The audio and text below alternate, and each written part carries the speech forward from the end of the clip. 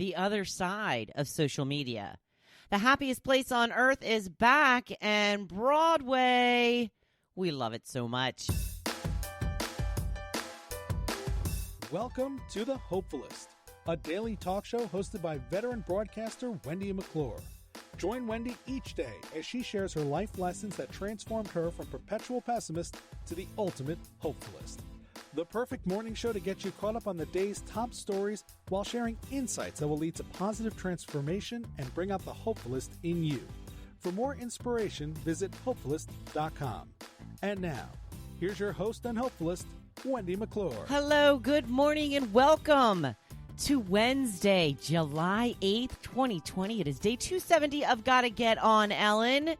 Some exciting news. The happiest place on earth, Disney World, reopening this weekend. They've been doing some dress rehearsals, some dry runs, a lot of safety precautions put into place. A lot of people are against the reopening of Disney World, especially being that it is in Florida, which is in a huge hot spot right now for coronavirus. But I think we need a little more cheering up. I think this is good news. I have not been to Disney World since 1999. And I remember the year specifically because I got a mug while I was there that said 1999. So it's been quite a while since I've been to Disney World. I would love to go back. It's so expensive. Oh my goodness, it's just so expensive now. It was not always this pricey. But they can charge it and get away with it, so that's what they're doing. But we'll see what happens if they... I think they're going to go ahead with the reopening, but we'll see if they scale back, what kind of precautions they're going to take, if they will remain open. Heard a lot over the weekend, which was, of course, the holiday Independence Day weekend. A lot of crowds gathering. I hear the beaches are crazy. I have no intention of going to the beach other than to watch a sunrise. I have not watched a sunrise on the beach all summer long. It's overdue. Way overdue. So a lot of people, I think, going to the beach because there's nowhere else to go, right? We still don't have restaurants open. Here at the Jersey Shore, we have outdoor dining. They were going to open indoor dining on July the 2nd, but they changed their mind at the last minute. I think New York has scrapped the indoor dining, and Pennsylvania has as well. So we are not out from under coronavirus as of yet. So still, everyone, please take your precautions. You know, I had to go to one of those urgent care places on Monday. Things are so crazy now. It's just crazy. I also had to take my dog to the vet on Friday, and just the way things are done now. I mean, I think when I took the dog to the vet on Friday, and I had never really gone to a medical facility until then, so I didn't know how things worked.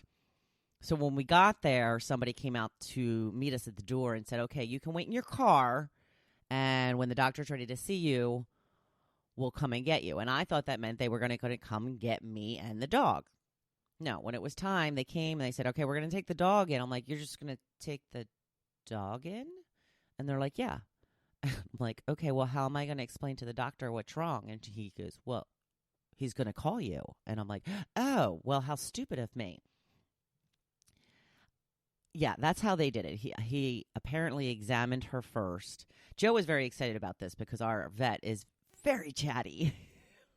Very chatty. And one of the reasons that we wait so long for our appointment there is because he's so busy talking to people. So this cuts down on that a lot. So they took the dog in, he examined her, and then he called and went over things with me on the phone. Then they brought the dog back out. Same thing when I had to go to urgent care on Monday when I sprained my ankle. We got there, had to call to check in, and then we had to wait our turn. Joe and I were sitting in the car. Then a nurse called me, went over questions with me, because the first phone call was just registering. Then the second call was, all the information, what's wrong with you, what diseases, what are you allergic to, blah, blah, blah, blah, blah. And then, okay, we'll come out and get you when we're ready. My husband was not allowed to come in with me. Went in by myself. Oh, it's kind of crazy. It's just crazy. So they are definitely taking precautions when it comes to medical facilities. It's a whole new world out there, people. Whole new world. Still can't go to the movies here in New Jersey, and the theaters have had it. They are suing the state of New Jersey to reopen. I don't know. That could be a little bit of a dangerous situation. Are movies even coming out now? They're not being advertised, obviously, because the movie theaters are closed. I don't think they're closed all over the country. But are there even new movies really coming out? I mean, I haven't seen any ads. But again, the movie theaters around here are closed, so there's no point in spending money on advertising if nobody can go see the movies. I think that maybe a theater, I don't know, that's a little iffy to me because I don't believe that people are going to sit with their mask on the entire time. And unless you can absolutely space out, movie theaters, people sit close. Like, even if they're not next to you, they're in front of you or behind you, or, people are going to cough and sneeze and stuff like that. I don't know. We'll see what happens with this lawsuit. They're trying to get reopened. But we shall see. We shall see. Some very exciting news for me anyway. It reinforces what I've been telling you all this time, that blueberry coffee rocks. Wawa has introduced for a limited time. Are you ready for it? Blueberry cobbler coffee. That's right. That's exactly what I get. Blueberry cobbler coffee. I just ordered some more yesterday. I'm interested to get the one from Wawa because I kind of split mine up. Like, I mix it with regular coffee to kind of take it down a notch and to save money because I'm very cheap. And it's going to be very blueberry-ish, I'm sure. So if you happen to be in Wawa, check out the blueberry coffee. I think that you'll like it. I have been drinking blueberry coffee since I started drinking coffee. 7-Eleven had blueberry coffee way back in the day when I was working the overnight shift at Q102. Let me think about this.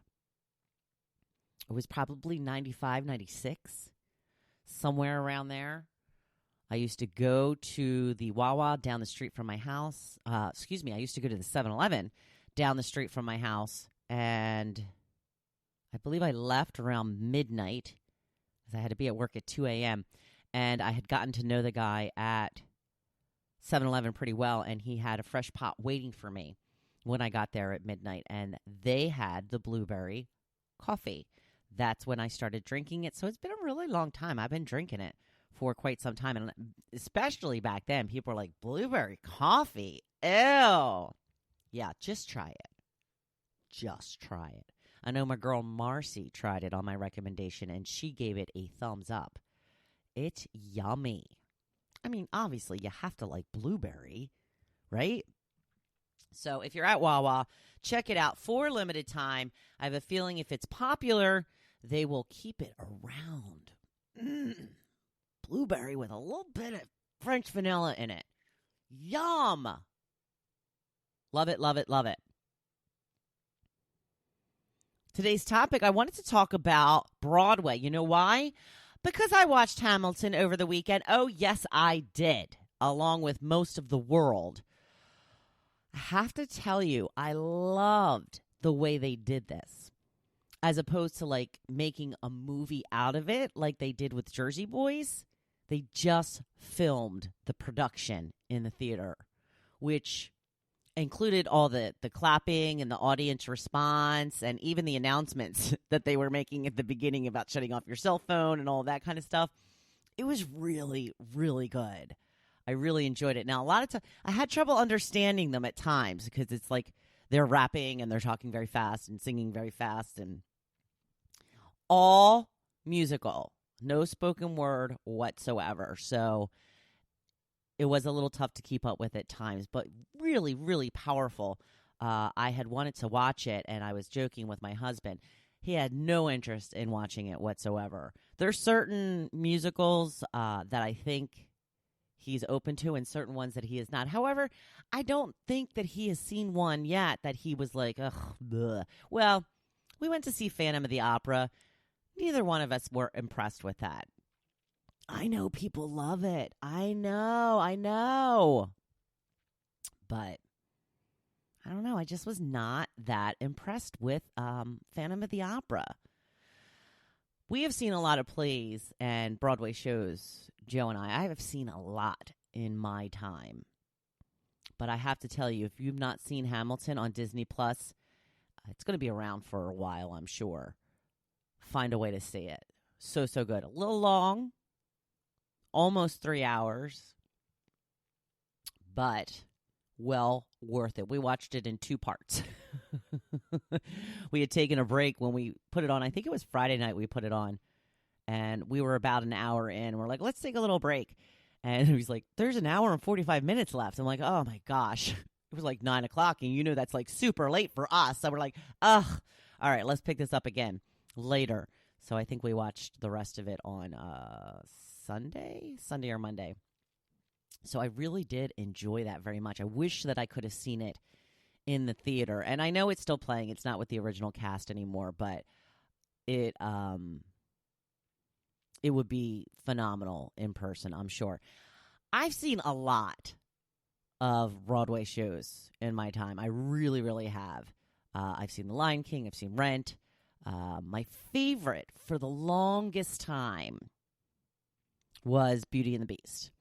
Went to see Beauty and the Beast with my sister and my niece. It's no longer on Broadway, and it was just so well done. I mean, it was colorful and bright and, just everything. The costumes, and it was so good. It was so well done. I loved it so much. And then I saw Rock of Ages. I saw Rock of Ages when it wasn't even officially out yet. They were still in previews. I remember I had gotten some kind of great deal. I paid like $35 for a ticket. I went into the city by myself. It wasn't the best seat. I mean, I was up in the balcony and, but I could still see everything. So I was blown away by that. I thought it was phenomenal. But nothing holds a candle to Jersey Boys, in my opinion. Loved Jersey Boys. I would go see that again in a heartbeat. So I wanted to hear from you. What is the favorite show you've seen on Broadway? Jim says, I've seen Phantom of the Opera. Awesome. Cats, terrible. Never saw Cats. The Lion King, awesome. Cher, the musical, surprisingly good, but my favorite was Wicked. I've seen it twice. I also just recently saw Beetlejuice, the Broadway show. It was actually awesome and a beautiful memory I will now have with my daughter, Olivia. I have to say, Wicked came up a lot in this, which is not surprising. People rant and rave about Wicked. Joe and I went to see Wicked. I just did not see the big deal. Maybe I had too high expectations. Maybe I was expecting too much because everybody told me it was just going to be the best thing I ever saw. Was it good? Sure. It was good. Not phenomenal. Wasn't the best show I've ever seen. So, Nikki says Cats, 1987. That was my first and last. Linda says Beauty and the Beast. Carol says, can't name just one. Wicked, Come From Away. Not familiar with that one. Hamilton, Lion King, just to name a few. I miss Broadway terribly. Speaking of Broadway being closed, I don't know if I've mentioned this. We have tickets to see The Music Man on Broadway with Hugh Jackman. So super excited about this.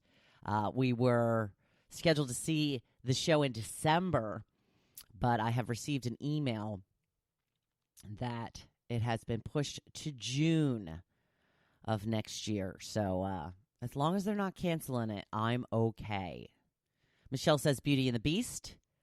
Elizabeth says, Annie, get your gun with Reba years ago. Gail says, Hamilton, Wicked, Phantom, Les Mis, everything. I love Broadway. Natasha says, 100% Wicked. I've seen it twice. Corinne says, a chorus line. Donna says, this goes back a ways, but Barnum. And I was intrigued. I'm like, I don't know about Barnum. Is it like the movie, The Greatest Showman? And she said, yes, I saw it with Glenn Close back in the 80s. Oh, I would have loved to seen The Greatest Showman on Broadway. How great would that be? Christine says, Rock of Ages. Kathy says, the original chorus line back in the 70s and Evita. Marianne says, The Boy from Oz. Love Hugh Jackman. Kim says, I loved Jekyll and Hyde. But Cat on a Hot Tin Roof with Ashley Judd was amazing. I actually saw Jekyll and Hyde at a theater in Philadelphia. My sister-in-law had like a membership, and they couldn't go one time, so they gave the tickets to my husband and I. And Constantine Morales was in it, along with Deborah. Oh, what's her name? Deborah Cox. She's had a couple of hit songs. And it's funny because I've seen Constantine a couple of times now. He was the star of Rock of Ages, and then I just happened to come upon him in Jekyll and Hyde. And then I interviewed him a few years later over the phone, and I'm like, I'm kind of stalking you, but not on purpose. Marianne says, Moulin Rouge, and it was amazing. I think I would like that one. Beth says, The Producers with Nathan Lane and Matthew Broderick, a well-needed laugh just after 9/11. Never, ever got to see The Producers. Larry says it's a tie between the Jersey Boys and Lion King. Marcy says, I saw Spam a lot and really enjoyed it. Really prefer plays to musicals, though. Superior Donuts and Long Day's Journey into Night were both great. Kimmy says, number 1 was Wicked. Number 2 was Hamilton. Jersey Boys, and Aladdin. I saw Aladdin. I have to tell you, I was not super impressed with Aladdin either. Lauren says, I want to see The Music Man so bad. That's where we're going. We've actually seen The Music Man already, Joe and I. We went to see that at a theater in Philadelphia, and he enjoyed that, Joe. So when I heard about the Hugh Jackman version, I was like, we are going. Wilbur says, The King and I with Yul Brynner and Peter Pan with Kathy Rigby. Denise says, Beauty and the Beast on Broadway was phenomenal around 2006, I think. I think that's probably, that run was definitely the one that I saw. Also love Jersey Boys and Beautiful. Got to see Springsteen on Broadway, which was great, too. Yeah, that was a hard ticket to get, man. A lot of people wanted to see that. Did not love The Lion King, though, she says, like the rest of the world. Yeah, there's always a couple people just don't get it. Like I didn't get Wicked. Kate says, tie between Lion King and Wicked. Best sings. Both have the most phenomenal singers. Excuse me. Laurie says, I loved both Wicked and Lion King. Have seen them both a couple of times. Was not a fan of Les Mis like the rest of the world. I saw the movie Les Mis. I have not seen the show. Linda says, Hair. Marianne says, A Bronx Tale. It brought me back home. And, of course, Wicked was terrific. Les Mis, another one from Beverly. And Melissa says, I haven't seen one in a while, but I absolutely love The Lion King. I've seen it twice. I wish I could see Les Mis again, as that was the first show I saw when I was 16. And I think that I would get so much more out of it now. Yeah, you probably would get a lot more out of it now. Like I said, I've not seen that show. I don't think I could convince Joe to go to that with me. It's a very long movie, but I liked it a lot. I enjoyed the movie a lot. Another one with Hugh Jackman, right? Broadway stars. Moving on to today's blog post. We're talking about toxicity this month. Yesterday, we were talking about the drain of social media. There is another side to social media. It doesn't have to be all toxic. I put up a picture of a lot of the accounts that I follow. So instead of following these accounts or letting your friends bring you down and make you feel bad about your life and yourself, or just having to put up with the chronic complainers, there is another side. a side that can be inspiring and motivational and sometimes just fun. I made a collage of some of the accounts I follow. The top 3 are Facebook groups. The rest are Instagram accounts. So if you're not on Instagram, what are you waiting for? Get on it. Get on it. Missing from my list of favorites is Miss Rachel Hollis, but she has been off social lately due to personal issues. But she is my favorite. I think you know that. I hope she comes back soon. All these accounts are intended to encourage you and motivate you to do what it takes to live a better life. They hold you accountable for your own actions while pushing you to do more for ultimate happiness and satisfaction. Or addressing things from your past that are holding you back. There is no negativity here, just hard questions that sometimes need to be asked in order to move forward in life. My favorite on the list is Brendon Burchard. He is a motivational speaker, author, coach, and invented the High Performance Habits brand. Brendon is all about building habits for ultimate success. I use his daily planner, and I have his books. His account is always full of amazing information to move your life forward in a positive direction. In fact, I shared one of his videos yesterday to my stories in Instagram. So if you haven't checked that out, check it out. Trent Shelton, I discovered while attending my Rise Business Conference last year. He goes about speaking in a different way. He's not all like rah-rah like most motivational speakers are. He talks very candidly, but in a soft-spoken way while still getting all of his points across. Mel Robbins is a life coach, and I love her raw authenticity. She is someone who shows up in her posts and videos with no makeup on and tells it like it is. She has posted videos from her in bed, saying it's one of those days that she just can't seem to get started. We have all had those days, and it's refreshing to see those we look up to going through the same types of things that we do. I just discovered the holistic psychologist. A lot of celebrities follow her. I've only been following her for about a week, but so far I have loved what I've seen on her account. I just started following Jen Hammaker as well. She also tells it like it is, has a self-deprecating sense of humor. She's married to a preacher and has 1 billion kids, 5, I think, and gets real about how tough things can be at times while always looking forward. She's fun, yet informative. I also included Paws Up, which is an account created by Ellen DeGeneres for cute pet videos. It's full of cuteness, fun, and laugh out loud moments, because if we can't have fun on social media, what is the point? Make your social media account work for you. Get rid of the negative and fill your feed with positive, encouraging messages. Follow people you admire because of the work they do, not because of the car they drive or how they dress. Oh, and I hope you're following The Hopefulist. It's on Facebook as a page and a group. Also on IG, all under The Hopefulist. Just do a search. Oh my goodness, it is hump day already, people. Week is just flying by. What are you going to do with your Wednesday?